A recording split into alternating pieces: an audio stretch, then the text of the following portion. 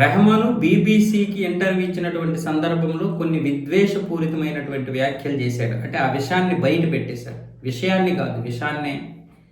ఎంత విషయం ఉందంటే మొన్న బీబీసీకి ఇచ్చినటువంటి ఇంటర్వ్యూలో బయటపడింది అది. బాలీవుడ్ నా మీద వివక్ష చూపించింది, 8 సంవత్సరాలుగా అవకాశాలు లేకుండా అయిపోయాను. అలాగే చావా విషయంలో కూడా డైరెక్టర్ నాకు చెప్పింది ఒకటి, చేసింది ఒకటి. చావా నువ్వు చేసింది నీ ముఖం. ఇప్పుడు చంబాజీ శివాజీ మహారాజు ఏ విధంగా అయితే చనిపోయాడో, ఏ విధంగా అయితే పుట్టాడో అదే చెప్తారు వాళ్ళు. పుట్టుకకి చావుకి మధ్య జరిగింది ఎవడైనా అదే చెప్పాలి. మరి నీకు ఆయన చరిత్ర తెలుసు అంటావు, ఆయన మహానుభావుడు, ఆయన వ్యక్తి గురించి, ఆ వ్యక్తి గురించే నేను, అంటే చంబాజీ శివాజీ మహారాజు గురించే నేను ఈ యొక్క సినిమా చేశాను అన్నాడు కదా. మరి ఇంకా ఆయన వ్యక్తి గురించి చేసినప్పుడు మరి ఆయన చరిత్ర కాకపోతే ఇంకేం చేస్తారు? మరి ఆయన చరిత్ర ఏముంది? మరి మీ యొక్క తొగ్లక్లో ఆయన్ని చంపింది కాకపోతే ఏం తీస్తారు చెప్పు? ఇప్పుడు దీని గురించి ఆర్జేవి మాట్లాడుతున్నాడు.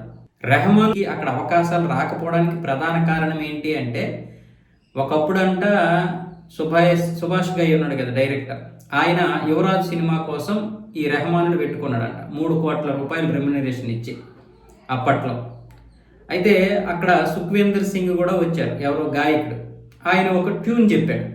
ఆ ట్యూన్ విని రెహమాన్కి అది నచ్చి వెంటనే అదే ట్యూన్ని సుభాష్ గైకి వినిపించాడు. అప్పుడు సుభాష్ గై అన్నాడు, అసలు నేను నీకు 3 కోట్లు ఇచ్చింది నీ సంగీతం కోసం, నువ్వేమొచ్చేసి సుఖ్వీందర్ సింగ్ ట్యూన్ వినిపిస్తున్నావు. మరి ఇంక ఈ ట్యూన్ వినిపిస్తే నీకెందుకు నేను డబ్బులు ఇవ్వాలి, నువ్వెందుకు, మరి నువ్వేం చేస్తున్నావు అని అడిగాడు. అక్కడి నుంచి ఏఆర్ రెహమాన్ అలిగి వెళ్ళిపోయాడు.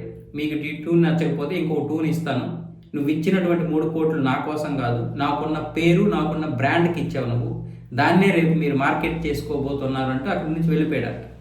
అయితే ఇంకొక విషయం ఏం చెప్తున్నాడంటే ఆర్జీవి, ఇలాంటివే కాకుండా ఆలస్యంగా ఇస్తాడు ట్యూన్లు.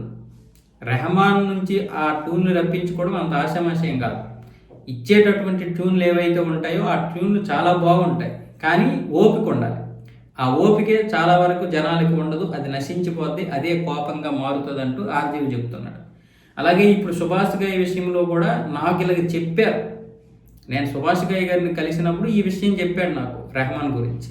ఎలా నువ్వు చేస్తున్నావు, ఎలా భరిస్తున్నావు, అసలు నాకు అతను ఏంటి ఉందో నాకు అర్థం కావడం లేదు, పెద్దగా ఏమి లేనట్టుంది. ఆ రోజే నేను ఇతన్ని తీసేద్దాం అనుకున్నాను, కానీ మరి అప్పటికే కమిట్ అయిపోయాం కాబట్టి ఆయన పొగరిని నేను భరించాల్సి వచ్చింది అన్న విధంగా సుభాష్ గై ఆర్జీవికి చెప్పినట్లుగా ఆర్జీవి ఒక ఇంటర్వ్యూలో చెప్తున్నాడు ఈ విషయాలన్నీ కూడా. మళ్ళీ ఏమో నా మీద వివక్ష ఉందా అంటాడు. మరి ఇన్ని సినిమాలు ఎలా చేస్తాడు ఏఆర్ రెహమాన్? నిజంగా వివక్ష ఉంటే ఇన్ని సినిమాలు చేయగలుగుతాడా? అంటే నోటికి ఏది వస్తే అదే, ఇక ఎలాగో మనకి ఏజ్ అయిపోయింది, మన పని అయిపోయింది, పెద్దగా అవకాశాలు రావు కాబట్టి ఎవడేమనుకున్నా మనకు పర్వాలేదు అని, అంటే ఏమంటారు కదా, ఏడు దాటే వరకు మంచి మల్లన్న, ఏడు దాటిన తర్వాత బోడి మల్లన్న అన్న విధంగా ఈ రెహమాన్ మాట్లాడుతున్నాడు. ఇప్పుడు సినిమా ఇండస్ట్రీలో ఇప్పటి వరకు మంచిగా సంపాదించుకొని, సంపాదన అయిపోయిన తర్వాత అదే సినిమా ఇండస్ట్రీ మీద, అంటే తిన్న కాంచెంలోనే పాయికాని వెళ్ళినట్లు అన్నమాట. ఇంకా అర్థమైంది అనుకుంటా మీకు.